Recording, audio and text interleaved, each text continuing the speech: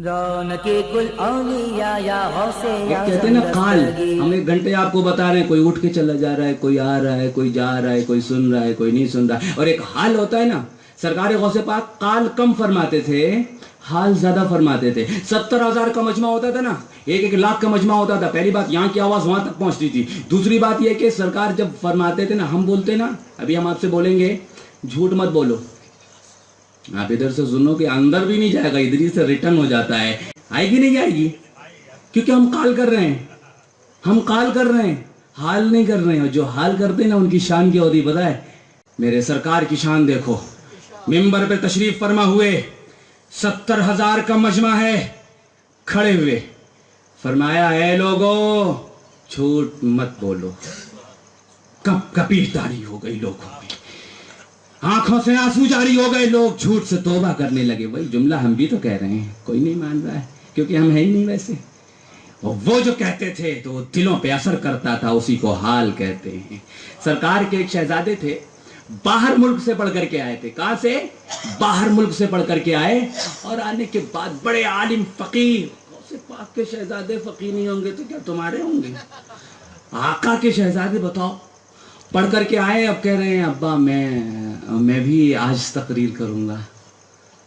تو فرمایا کرو. منبر غوث الورا جہاں پہ سرکار تقریر کرتے تھے، لاکھوں کا مجمع ہوا ہوتا تھا، اور اس لاکھوں کے مجمع اولیاء اللہ آگے کی صفوں میں اقطاب، ابدال، اخیار، افراد ہوا کرتے تھے، اور اوپر رجال الغیب ہوا کرتے تھے. جب سرکار تقریر کرتے تھے تو بڑے بڑے اولیاء اللہ جو اوپر کھڑے ہو کر کے سنتے تھے، ان کے جھبے اور ان کے صافے جل جاتے تھے اور جل کر کے نیچے گرتے تھے، لوگ دیکھا کرتے تھے. وہ ہے شیخ عبد القادر. سبحان اللہ. آج شہزادہ تقریر کرے گا. سرکار سمپل تقریر کرتے تھے، لوگوں جھوٹ مت بولو، غیبت مت کرو.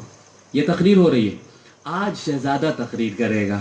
شہزادے تشریف لائے، سرکار کے منبر سے تھوڑا نیچے یا سائیڈ میں، مجھے پتہ نہیں، اللہ جھوٹ سے محفوظ فرمائے، کھڑے ہوئے اور تقریر شروع کی. علم و فضل کے شہنشاہ نے، فقہ و تفسیر و حدیث و عقائد کے جاننے والے اس عظیم الشان فقیہ عالم نے علم و فضل کے دریا بہائے. ایسی تقریر کی کہ ویسی تقریر لوگوں نے، بڑے بڑے علماء نے سنی بھی نہیں ہوگی. علم و فضل کا دریا بہایا. علم تفسیر، علم فقہ، علم حدیث، علم معنی و بیان، علم نحو، علم صرف، علم فقہ، عقل حدیث، جتنے علوم رہے ہوں گے سب پیش کیے ہوں گے تاکہ والد گرامی سن کے خوش ہو جائیں.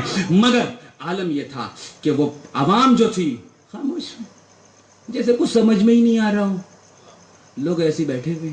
جب سرکار تقریر سے فارغ ہو گئے شہزادے صاحب، تو عوام جو جام غوث الورا پیے ہو، اسے کسی کا جام کہاں سے اچھا لگے گا، ہے نا؟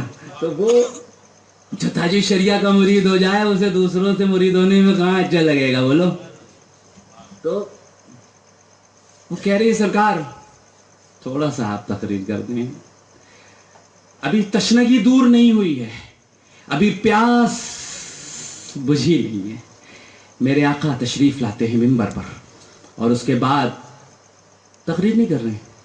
ممبر پہ آئے، فرمایا، سرکار کے ایک شہزادے کا نام یحییٰ تھا. کیا؟ یحییٰ تھا. فرمایا یحییٰ کی والدہ نے میرے لیے انڈا بنایا، اور وہ انڈا بنا کر کے مٹی کی ایک پیالی میں رکھ دیا، اور بلی آئی اور مٹی کی پیالی کو اس نے گرا دیا. بس اتنا ہی فرمایا تھا. پورے 70,000 کے مجمع میں چیخ، لوگ کپڑے پھاڑنے لگے. بلی نے کیوں گرایا؟ لوگ چیخ رہے ہیں، کپڑے پھاڑ رہے ہیں، اولیاء کے اوپر سے جبے اور صحابے جل جل کے گر رہے ہیں. مجمع میں شور مچ گیا. تقریر ختم ہوئی، سرکار گھر میں آئے، شہزادہ بھی گھر میں آیا. شہزادے نے پوچھا ابا جان، میں نے تو اتنی اچھی تقریر کی، علم و فضل کے دریا بہائے اور عالمانہ فاضلانہ کی، مگر پبلک میں، عوام میں کوئی اثر نہیں. اور آپ نے تو گھر کی ایک بات بتائی تھی اور عوام چیخ رہی تھی. فرمایا تو نے قال کیا تھا، میں نے حال کیا.